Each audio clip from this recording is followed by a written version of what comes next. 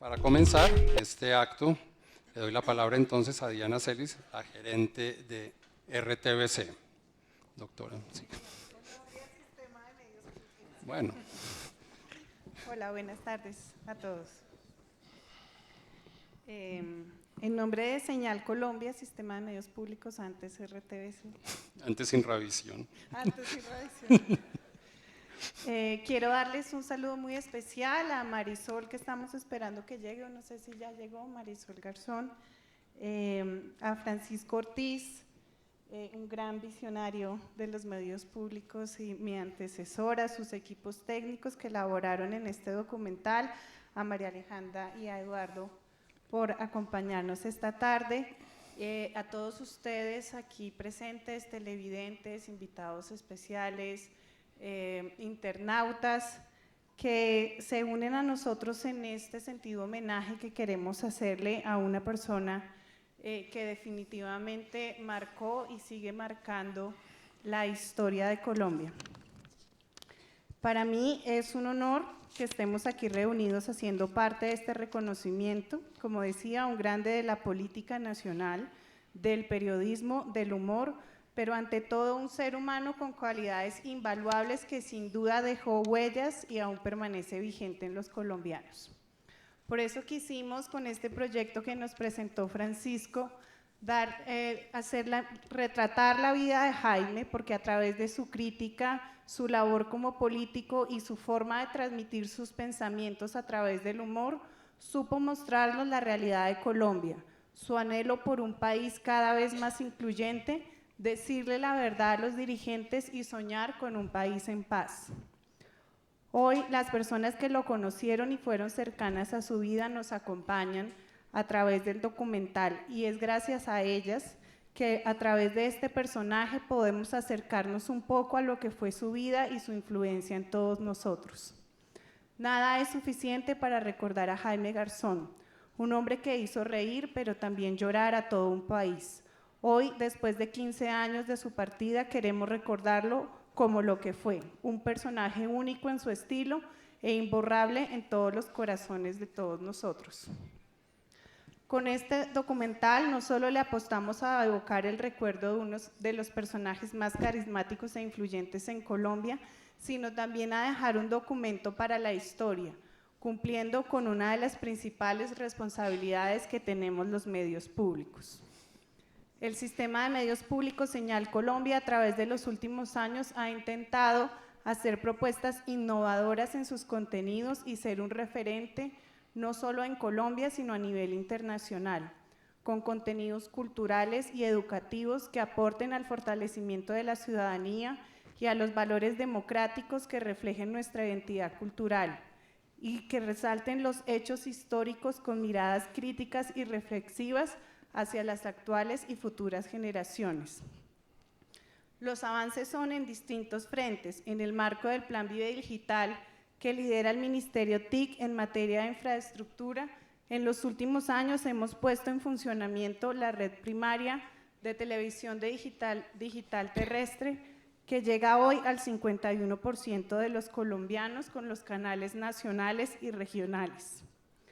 Internamente también logramos la implementación del proyecto de convergencia que busca dotar a la empresa de la infraestructura tecnológica que permita la consulta, el almacenamiento, la descarga, la integración y la distribución de contenidos digitales convergentes. Y en el último mes nos entregaron la misión de garantizar el servicio universal de televisión, el llamado DTH social, con la aprobación en el Consejo de Ministros de este proyecto y con el concurso de la Autoridad Nacional de Televisión. En la construcción de contenidos también le apostamos a la búsqueda de una mayor calidad y creatividad. Hemos obtenido galardones en concursos nacionales e internacionales y muchos de nuestros contenidos han sido escogidos para muestras en distintos géneros, animados, documentales, reportajes, etc. Esperamos seguir en esta senda. Por último, quiero resaltar un gran proyecto como parte de la recuperación del patrimonio histórico y cultural de nuestro país, la plataforma Señal Memoria, que lanzamos en el marco de los 60 años de la televisión y que se suma a los 75 años de radio pública que está a nuestro cargo en la Fonoteca Nacional. Seguiremos trabajando para lograr la excelencia y para darles a todos ustedes una mejor fuente de conocimiento, recreación y cultura. Muchas gracias por su presencia, les pido excusas por extenderme, pero son tantas las buenas noticias que además creo que le agradarían escuchar a una persona que trabajó por la independencia y la calidad en los medios de comunicación en el país. Jaime Garzón, para quien pido un fuerte aplauso. Muchas gracias.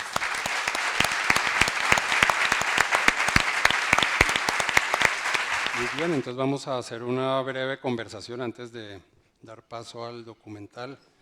Y yo la primera pregunta que le quiero hacer a Francisco Ortiz, cuando usted le soltaron a Jaime Garzón en Cinevisión, ¿usted qué hizo?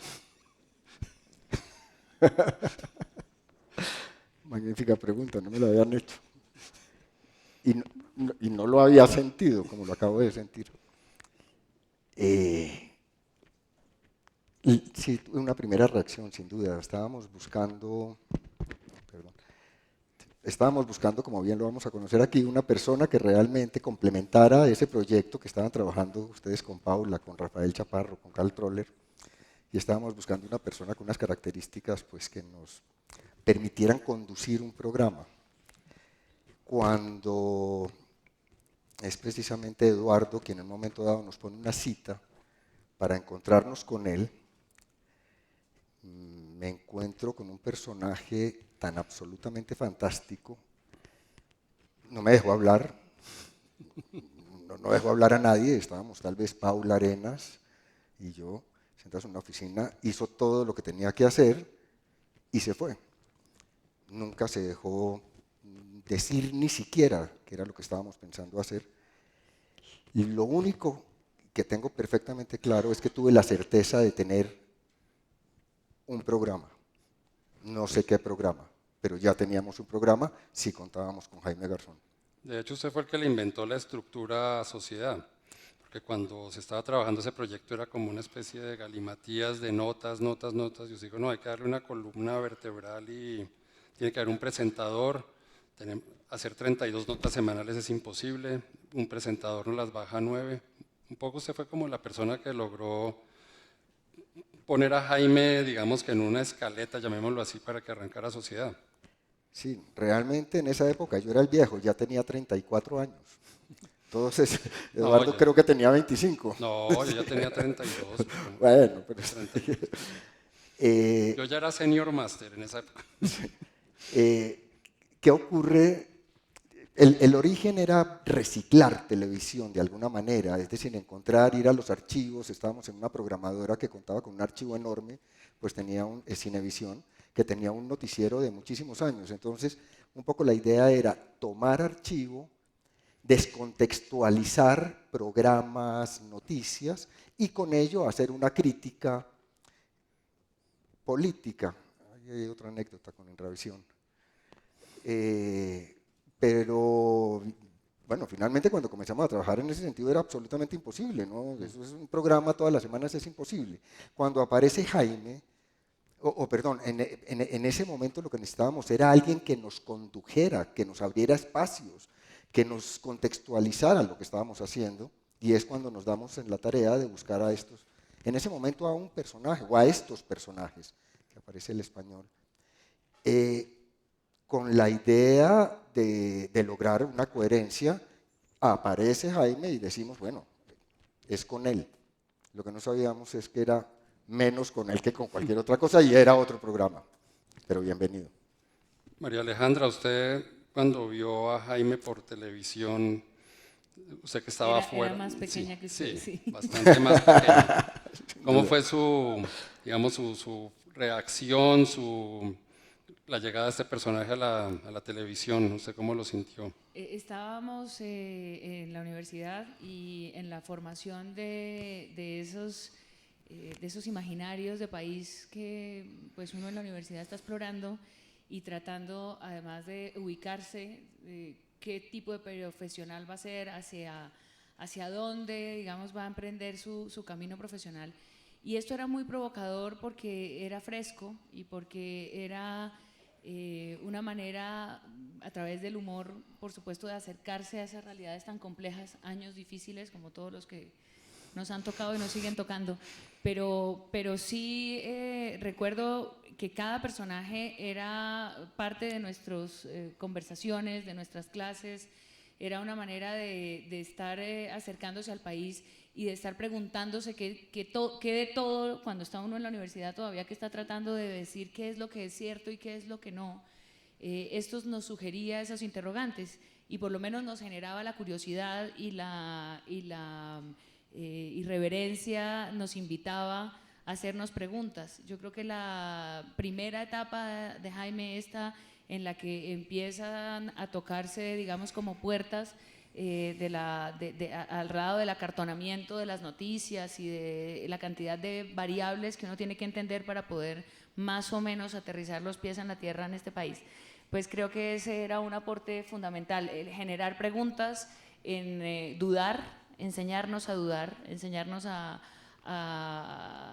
desconfiar también un poco de lo que se decía, de esos archivos que planteaban ciertas realidades que aparentemente en voz de Jaime y con todos los libretos iban mostrando que quizá esa descontextualización nos enseñaba a pensar distinto y que falta, digamos, que nos sigue haciendo eso. En el panorama actual de la televisión, ¿qué papel jugaría, si es que, es decir, la pregunta va, ¿tendría espacio Jaime Garzón en el nuevo esquema de canales privados, la parrilla de reality, telenovela reality, o cómo sería el papel de Jaime en este momento en la televisión? Claro que eso suena muy difícil decirlo, pero Sí, porque todo el mundo dice, es si estuviera hipotético. vivo Jaime pasa Uribito, bueno, 100.000 cosas que han pasado desde que él murió. Uno decía, ¿qué habría dicho Jaime Garzón? Casi que todos los días, ¿qué habría dicho Jaime Garzón? ¿Cómo lo vería usted en el panorama actual de la televisión, que es muy distinto al de la época del sistema mixto? Sí, la pregunta sin duda, Eduardo, es interesantísima. Es una pregunta que creo que permanentemente quienes lo conocimos nos la hacemos. Creo que el tema concreto de la televisión como está hoy, digamos, la estructura de televisión que conocimos, no es la misma. Lo que sí tengo la certeza absoluta es que si no fuera en esa pantalla grande, en esa pantalla donde nos sentábamos en la sala, donde nos sentábamos en los corredores con la familia, en fin, una pantalla a veces en una sola pantalla en una casa, en un hogar, hoy sin duda tendría un papel fundamental a través de las redes, utilizando el mismo tipo de lenguaje.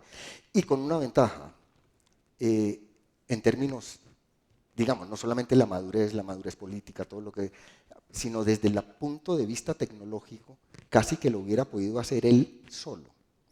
No requería de gran infraestructura, no tendría que convencer a nadie. Solo con conectarse probablemente con las personas adecuadas, se hubiera podido enchufar en los monitores, en las redes y en los dispositivos fijos y móviles, que hoy nosotros y sobre todo los jóvenes de donde nos estamos informando. Pero déjeme decir algo, Eduardo, porque yo creo que hoy el papel de Jaime, que usted tiene razón, tendría una cosa que decir necesaria y útil todos los días. Yo creo que en el esquema de los canales privados habría existido una rapiña por Jaime para ver cómo, quién y de dónde, a qué se acomoda Jaime, digamos, en el interés, digamos, de esa lucha por el rating, casi que de dos, ¿no? Y quizá me atrevo a pensar que esto puede ser bastante especulativo, es la primera vez además que hablo en público de Jaime, su papel hubiera estado en lo público. Fíjese que es quizá porque es más diverso, porque a Jaime le interesaba la cosa regional de una manera también muy importante y esa cosa privada, no sé hasta qué punto lo hubiera, ¿no?, como logrado captar, no lo sé, es una pregunta, pero no estoy tan segura que… Se fue, ya. Sí. No, digo que no estoy tan segura que Jaime fuera de RCN o Jaime fuera de Caracol, ¿no? Sí. No sé. Y estoy de acuerdo contigo, sí tal vez una rapiña muy grande para tratar de centrarlo, para saber qué hacer con él, pero me parece que ese sí es el camino y sin duda es la televisión pública realmente la que lo hubiera podido entendiendo la televisión hoy mucho más allá de la televisión, es decir, las multiplataformas, pero es desde lo público. Porque Jaime interactuaba, de hecho, claro. en esa época donde todavía no había claro. la interacción con sus conversaciones, sus entrevistas, esas sugerencias que siempre dejaba abiertas al público, eran para responder, para la risa era de por sí la respuesta que tenía él en su interacción, en sus sugerencias sobre la mirada que tenía del país. Así que hoy sería seguramente en ese lugar independiente que tú le estás dando, donde seguramente se sentiría más cómodo. Como televidente, ¿usted qué diferencias notaba entre Sociedad y CUAC? Y bueno, ya en la época de Heriberto usted ya empezó a trabajar con él. Pero digamos que esos dos grandes programas, los que llamemos de la época de la ficción de Jaime, que fueron Sociedad y CUAC, ¿qué similitudes, qué diferencias? El humor, por supuesto, que es la irreverencia, la invitación a saltarse los esquemas. Creo que la comunicación política en un país tan político y desde donde se construyen los imaginarios de nuestro pasado, de nuestro futuro, donde los relatos de alguna manera se van como mostrando en un camino de luces, ¿no? Que te dicen, siga la luz, que ahí va la salida. Como en los aviones en la salida de Sí, emergencia, ¿no? que le dicen a uno, se prenderá una lucecita. Si hay una emergencia se prenderán, ¿no? De alguna manera hay como que un cierto relato que pareciera que es que por ahí vamos. Esa invitación a volárselos creo que era lo común, sin duda pues la presentación de Diego León como María Leona era toda una transgresión del mundo de las presentadoras glamurosas, de quienes además pues teníamos la duda siempre de si queríamos imitar o huir, pero María Leona era la presentadora ideal, porque era la gran socia, digamos, de su compañero de estet, pero también pues la que rompía los esquemas estéticos, ¿no? Su nariz, su presentación. Y creo que los personajes, por supuesto, que se convirtieron en personajes de todos, para que cada quien adaptara su voz a uno de esos. Entonces yo creo que los personajes tanto de Sociedad como de CUAC, yo los confundo además, ¿no? Porque ocurre con mucha frecuencia. Porque no sé si Lenin estaba en el primero o en el segundo, es cierto. Si Godofredo también estaba en los dos, pero siento que de alguna manera CUAC fue un complemento de Sociedad y que fue como una adaptación de ese mismo formato, pero adaptado tal vez también después de un tiempo de agotado pues el primer paso. Sí, de hecho, una de las razones por las que se acabó Sociedad fue precisamente, queremos evolucionar esto, hagamos un noticiero, no hubo manera de dar ese paso en Cinevisión y pues 2 años después cuando Paula Arenas, que se había inventado Sociedad, estuvo en RTI, pues ella llevó la idea de hacer ese proyecto ya en RTI que fue lo que dio origen a CUAC. Sí, yo creo que eso… Hay un tema que… Permíteme, claro. que quisiera complementar solamente claro. ese tema que me parece bien importante, de manera breve, y es que sin duda, digamos, ese Jaime Silvestre, por llamarlo de alguna manera, lo hemos representado permanentemente a lo largo del documental o del especial, yo lo quiero llamar, es un especial porque es un homenaje.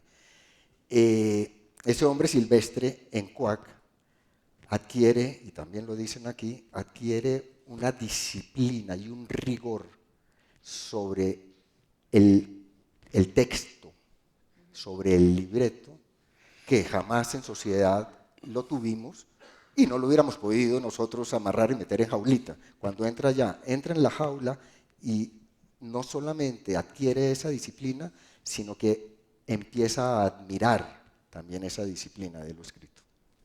Sí, en la época de Sociedad, es decir, libretistas no habíamos, es decir, Eduardo Arias, eso no es verdad, era argumentos y muchas veces el programa sobre la marcha se le hacían ajustes, cambios, a veces hasta se cambiaba el set, ¿se acuerda? Que se cambiaba el set y ahí, vuelvan en 2 horas, invéntense algo porque este set no funcionó.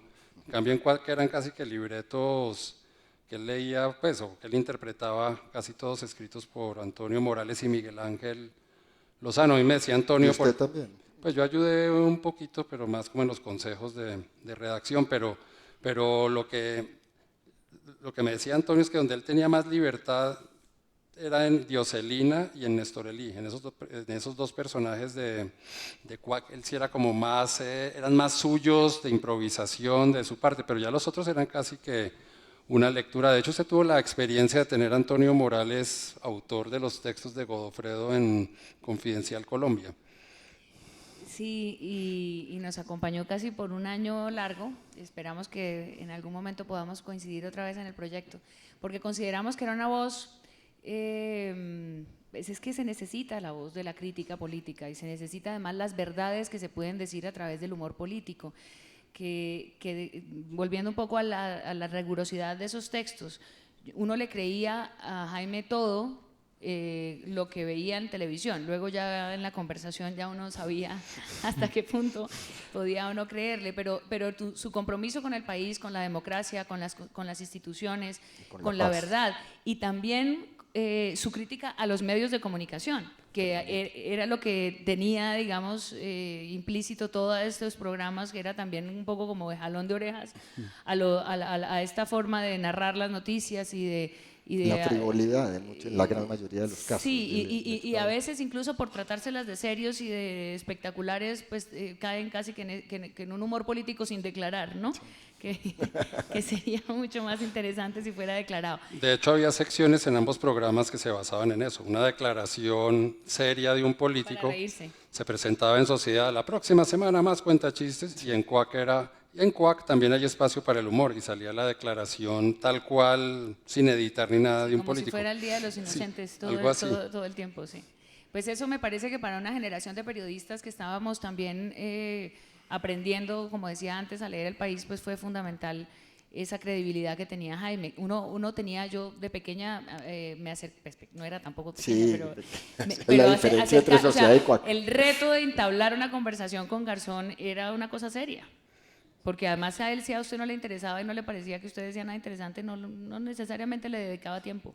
Entonces uno quería que Garzón lo determinara. Eso le tocó en la época de CMI. Sí, en la época de CMI ya era con más. Pero Jaime no le cayó. Sí. Sí. Yo creo que sí la determinaba, perdónemela. No sé, Conociendo no sé, porque depende. Cuando estaba como Heriberto no coqueteaba mucho. Heriberto hacía sonrojar, digamos, a partir de la coquetería, era una coquetería un poco más atrevida, más irreverente, se burlaba de lo que tenías puesto. Pero con Jaime había momentos de mucha seriedad y ya de coincidencia de colegas, digamos, ya muy de fondo en temas nacionales, en cosas que coincidíamos de trabajar en los temas de la paz. Cuéntenos un poco de eso, porque es una etapa de Jaime que se conoce menos, sobre la que se ha especulado mucho, sobre la que incluso hicieron calumnias contra él, un poco como esa etapa en que, pues me tomo una frase de Antonio Morales que él dijo: Jaime Garzón se volvió peligroso cuando dejó de ser un personaje de ficción y se volvió un personaje de la realidad, que para mí es Heriberto de la Calle, que ya no es el que entrevista disfrazado de Pastrana, sino que pone un micrófono, un personaje de la vida real en un noticiero y trabaja en todos esos temas. A mí me gustaría como que nos contara un poco lo que usted recuerda de esa etapa del Jaime Garzón de la vida real y no de la ficción. Pues Jaime, yo creo que lo que más se tomaba en serio era el tema de la paz. Estaba convencido de las torpezas que se cometían a diario en esa búsqueda y de la falta de coherencia del Estado para poder aterrizar los temas cuando era necesario hacerlo. El tema del secuestro lo atormentaba mucho porque obviamente era un drama nacional que se había vuelto pues de primer nivel en los medios. Y en los últimos tiempos, cuando lo mataron, quizá era donde había entrado más a fondo a jugar un papel, también por su trayectoria y porque ya se consideraba que Jaime podría jugar un papel frente no solamente a los armados, sino a la sociedad que necesitaba ver, entender y procesar, digamos, lo que estaba pasando con los hechos violentos. Había unas coyunturas que nos acercaron con el tema de los secuestros que había cometido el ELN en esa época, en el avión de Avianca, en la María, y en esas comisiones de facilitación que se estaban armando y que estaban pidiendo de alguna manera la participación de mucha gente de la sociedad civil. Estábamos en un proceso muy cercano de eso cuando lo mataron. Y creo que ahí digamos que sí tiene todo ese sentido de esos personajes de la ficción. Le decía yo ahora a Pacho que el cepillito de Heriberto era como un campanazo de alerta para cada personaje que se sentaba, porque ahí era donde le decía, usted es un mentiroso. Ese era el llamado de la atención. Era como el Era el trino, leitmotiv. era el trino de hoy. Es decir, sacaba el cepillo y era como de cuando lo sacaba. Y la gente quería, era casi que uno en parte, era muy interesante porque era la seriedad, pero la farándula, ¿no? Era un poco también alrededor de la fama de los personajes que se peleaban porque él los entrevistara, así fuera para darles palo. Sí, y O sobre bajarles, todo para darles palo. y bajarlos del pedestal, sobre todo, que era también una obsesión que le conocimos. Realmente el hecho de decir, yo le puedo pegar a este señor, es que es el mismo nivel mío. Ustedes lo oyen en otros escenarios, pero con mi cepillazo, lo pongo al mismo nivel, sin duda alguna. Y porque además en estos temas de la guerra y de la paz se habla mucha carreta, todos hablamos mucha carreta. Y yo creo que él también quería siempre como aterrizar un poco las cosas primero en el lugar sencillo de que esto hay que resolverlo, o sea, bajo esa premisa. Entonces no hay que demorarse mucho más tiempo, hay que resolverlo ya. Y creo que esa era su tarea, como estar buscando los escenarios donde se pudieran ir resolviendo las cosas, en cada escenario en su momento, pues.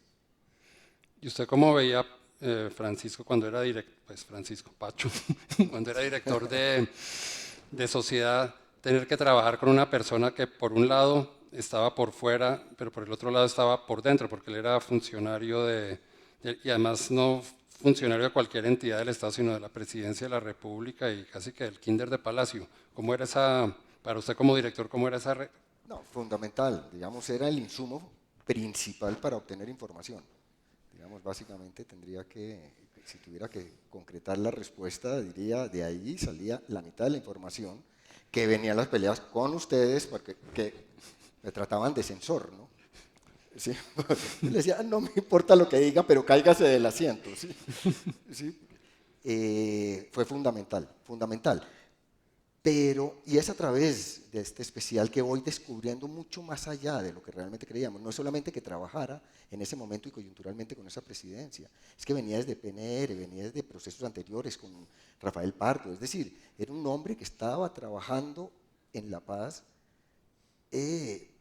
denodadamente, permanentemente, desde muchísimo antes de estar en Sociedad. Y entra a la presidencia y se va ocupando de ese espacio de alguna manera, y con una obsesión fue un fanático fundamental de la Constitución, digamos, pero un fanático, es decir, él estaba convencido que eso había que cambiarlo.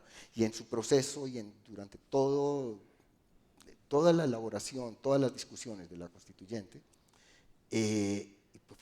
jugó un papel fundamental para nosotros, los colombianos. No sé si lo jugó adentro, pero para nosotros los colombianos lo jugó adentro. Y en la presidencia hacía sonar y hacía notar su importancia, la importancia que tenía para él eso. Es que quizá Jaime no era un humorista, Jaime era un líder. Correcto. Es que él nos decía desde el comienzo. El ejercicio del liderazgo, él lo hacía, era su vida y lo hacía en cualquier parte, en un restaurante, en una sala de redacción, en su programa. Iba organizando de alguna manera cosas que había que hacer, que había que pensar, claro, temas que había que abordar, mentiras que había que controvertir. Entonces era un líder que todo el tiempo estaba invitando a hacer cosas y eso yo creo que al final también es por lo que nos hace falta, ¿no? Porque se necesitan más voces y más líderes que sean capaces de convocar. Claro, yo al principio cuando él trabajaba con nosotros y decía, no, es que yo quiero ser político, pues me acuerdo, Troller y Chaparro decíamos, pero Jaime, que eres tan arribista, ¿qué quieres? Pero él ya sabía muy bien que el humor, y él no lo decía, no, es que yo no soy humorista, esa es una herramienta, y ya con el paso de los años, cuando uno empieza a ver en perspectiva todo, es que empieza uno a dimensionar mucho más la importancia de la figura de Jaime. Además, Jaime, yo creo que otra faceta fundamental de él era que era un pedagogo, en el sentido, no sé si de maestro universitario, cum laude, no sé cuál título darle, pero Jaime Garzón, es decir, creo que de las piezas más conocidas de él, y una de las que hace que todavía personas que ni siquiera lo vieron en televisión porque no habían nacido o no tenían lo que llaman uso de razón, es su conferencia en la Universidad Autónoma de Occidente de Cali. Eso fue en el año 97, y esa es una cosa que en YouTube, es decir, yo solo en Colombia he visto dos personajes, bueno, puede que de pronto Willington Ortiz o alguien del deporte, pero solamente dos personajes que convoquen tan fuertemente a generaciones posteriores a la suya, que son Andrés Caicedo y Jaime Garzón. Es decir, que alguien dice algo de Jaime Garzón, personas que ni siquiera lo vieron, gente que ni siquiera vio vivo a Andrés Caicedo, se llenan los auditorios cuando se habla de Andrés Caicedo, y con Jaime pasa eso. Conozco muy pocos personajes, no se me ocurre ahorita cuál otro. Entonces yo creo que ahí se marca también que Jaime trasciende, que hizo un programa entre el 91 y el 93, que después hizo Cuac entre el 95 y 97, sino como que dejó todo lo que usted está diciendo. Un legado. Porque yo creo que tampoco era su pretensión convertirse, es decir, su liderazgo no era para tener seguidores él. Yo no sé cómo le hubiera ido, digamos, en una cosa electoral ya de otro calibre. Yo creo que lo que quería jalonar era una forma de pensar, una invitación a quitarse ruido y mugre de la cabeza para poder pensar con claridad y con formas como más simples, ¿no? Para abordar la realidad.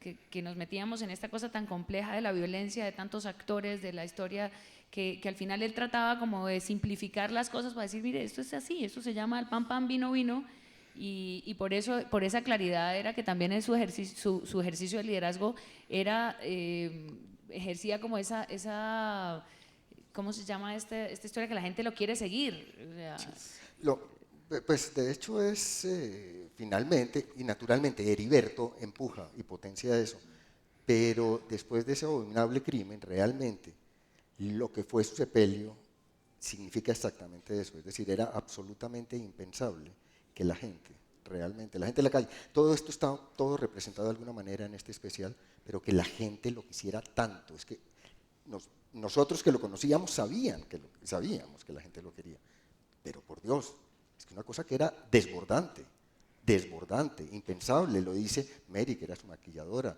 en su momento Monseñor, es de todo lo que lo conocieron, sabían que tenía una influencia en la gente del común, pero nunca tanto.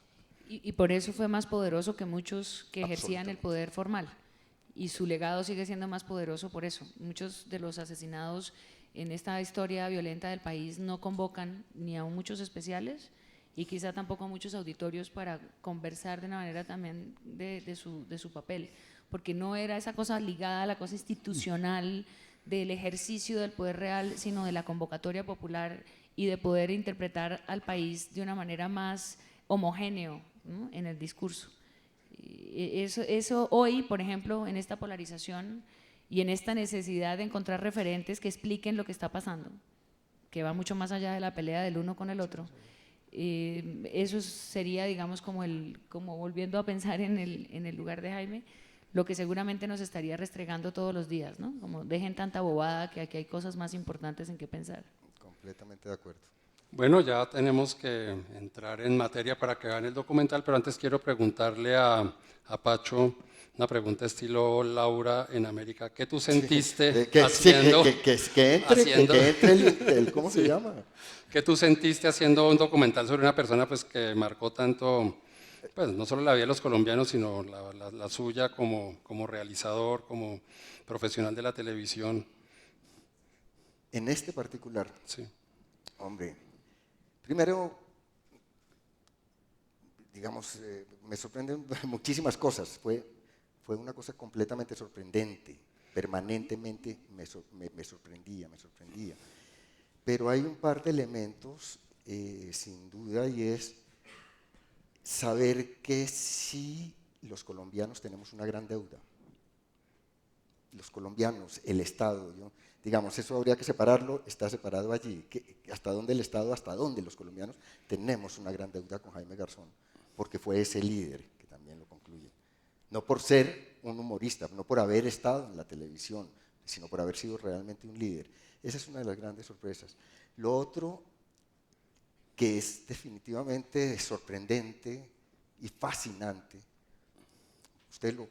ustedes que escriben lo conocen y toman decisiones permanentemente, cualquier arista que se hubiera tomado de Jaime Garzón en un documental con estas características sería absolutamente pleno de concepto, cualquiera que fuera la arista que hubiéramos tomado. Digamos, la gran dificultad con esto fue tratar de resumir, ¿sí? Pero sin duda creo que esto es una manera de rescatar no solamente a un individuo, sino rescatar un momento que tiene que ser útil para las siguientes generaciones, que es lo que más me interesa. Y el dolor de la gente y el agradecimiento a toda la gente que nos colaboró, por Dios. Qué maravilla. Bueno, muchísimas gracias María Alejandra, doctora Diana, Pacho, y los invito ahora a ustedes, además muchas gracias por haber seguido este conversatorio, y ahora odio la palabra conversatorio, pero bueno, ahora los invito a que veamos Jaime Garzón, Charla. especial del director Francisco Ortiz.